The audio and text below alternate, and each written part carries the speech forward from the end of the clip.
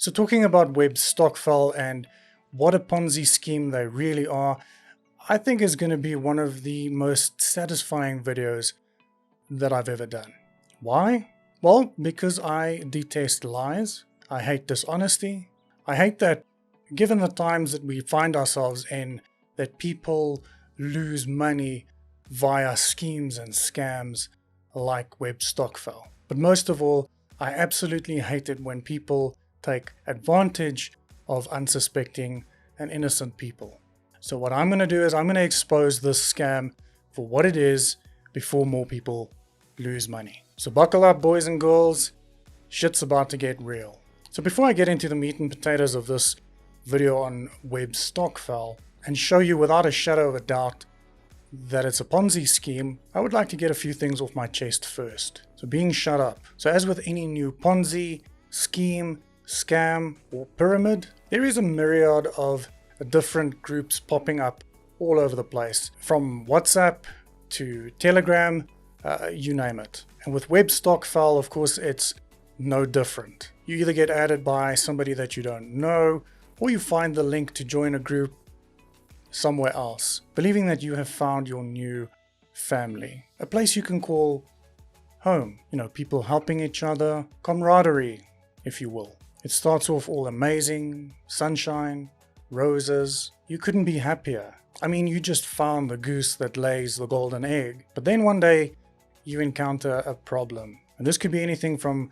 struggling to log into the website or waiting for a payment to pay out. But please don't dare ask any questions on any one of the 5 different groups that you're on, else you'll swiftly be kicked up the arse, never to be seen again, just because you are creating negativity.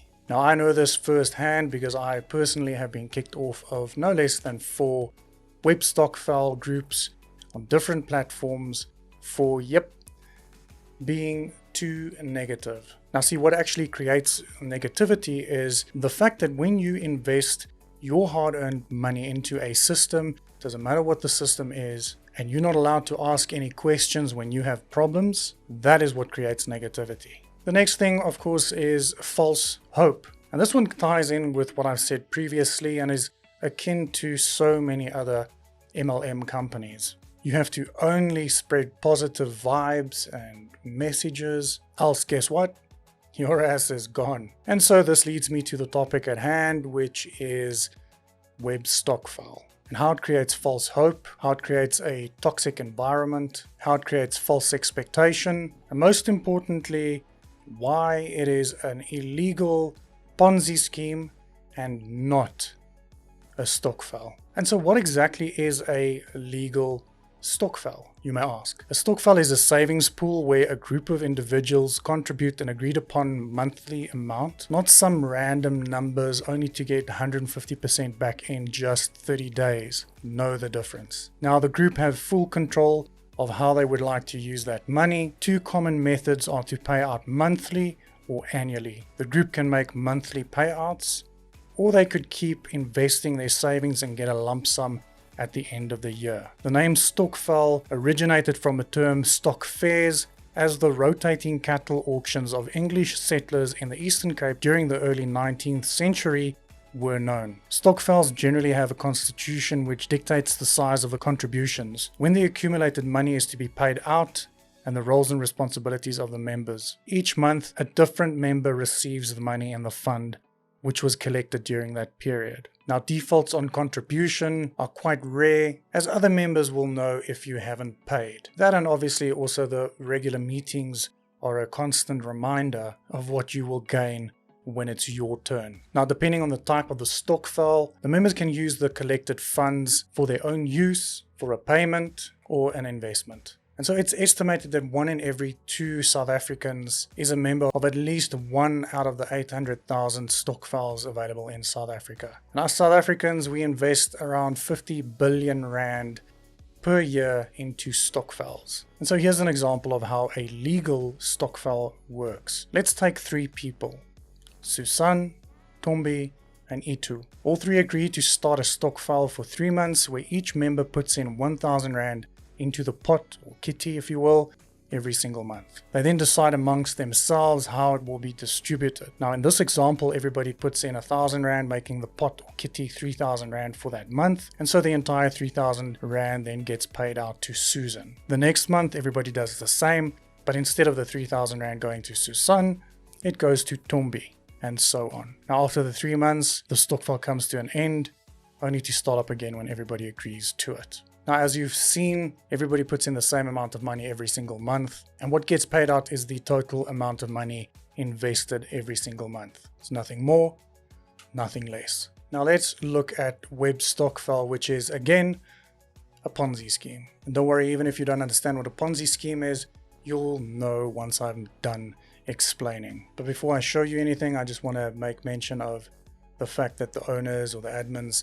keep saying or keep bringing up the fact that it's a peer-to-peer system, as if nobody really understands how it works. So what this basically means is whatever money you invest or pay gets paid into the account of an allocated person who has also invested 30 to 90 days before you, and so on and so on. Now the problem is that you have to pay an admin fee as well, and hope that there's enough people after you who have also invested into this scheme, else you won't get your money back. Now that, and the fact that you don't really know, nobody really knows how many of the actual investments are allocated to go to the admins as well. I mean, there's no proof of it, but it is a very, very big possibility. And so what you see in front of you is what Webstokvel does.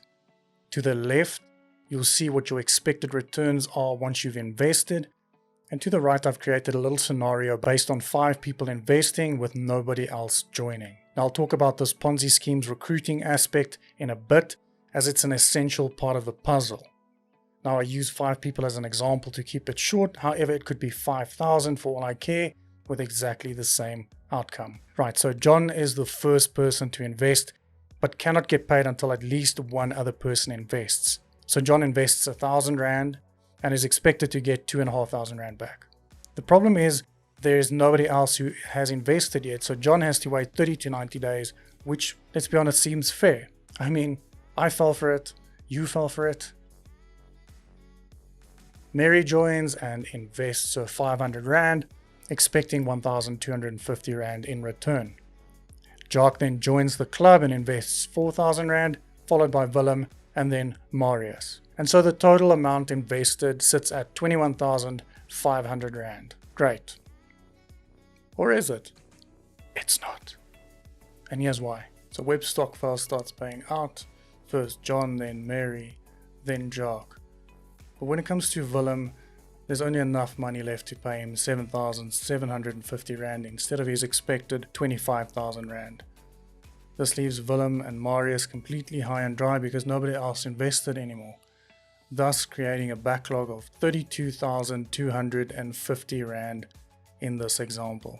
Money promised to the investors, however, without any other sucker investing, there's absolutely no way to pay this out. Unless, of course, some of the investments not ending up with the other investors, but instead gets routed to some of the owners so that they can speculate by buying Bitcoin, which I'll get to in a bit. If you only have 500 Rand, but you have to pay someone 1,250 Rand, the only way for you to do that is to go and borrow another 750 Rand from someone else, which means that you have just created a shortfall or a backlog for yourself. That's the fact, unless, of course, there's a never-ending cycle of people joining and investing, and this is where the Ponzi scheme starts to crumble. And so with that, this leads me to recruitment. Now you'll have noticed that Webstokvel focuses heavily on recruitment. Now if you haven't joined yet and you didn't know this, now you do. And the reason for that is very simple. I've touched on it before, is that if people stop investing or joining the scheme, the entire house of cards comes crashing down. And crash it will. So at the time of recording this video, there is a backlog of just over 20,000 Rand with Webstokvel. But here's where it gets even crazier. To try and clear this backlog, the admins have started asking for donations. I want you to think about that for a second. You have just invested into a system. You expect to have your payment back in 30 days, only to have it extended to 60 days and then 90 days because of apparent fraudulent projects, which is a lie told to you, by the way. But then you are asked to pay more money, which you won't be getting back because it's a donation, just to get your initial investment back. Does that make sense to you?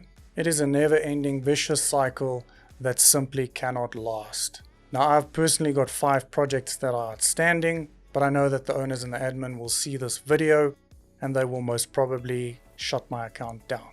In which case, I will make a follow-up video just to show you what thieves these guys are. Oh, and I haven't even really touched on the fact that for every single project that you start, you've got to pay an admin fee of 10% over and above your investment. So I was sent this yesterday by one of the admins, showing me that people like you and me have invested 3 million rand since September. So I asked him how it's possible to pay 7.5 million rand from 3 million rand. And after a lot of back and forth, I was told to think outside of Webstokvel. Now, that was out of the blue and unexpected. And what makes it even more interesting is the fact that I was told by a few people how the owners are using investor money to buy and sell Bitcoin. I mean, you make your own assumptions from this. The point is this: Webstokvel is 100% an illegal Ponzi scheme. And you may have received money before, I know I have, but it doesn't mean that you're going to receive any money going forward. What was initially 30 days have become 90 days, and it might even become more. Who knows? This is, of course, if they don't close my account in the meantime. So just remember that once the investments stop, it's impossible for them to fulfill the backlog. It's simply impossible. You cannot pay 150% more than what you have. It's an impossibility. It's an impossibility, and it's just simple basic math. Ultimately, some of you are going to watch this, think I'm full of shit, and invest anyway. And that's your prerogative, but don't say that I didn't warn you.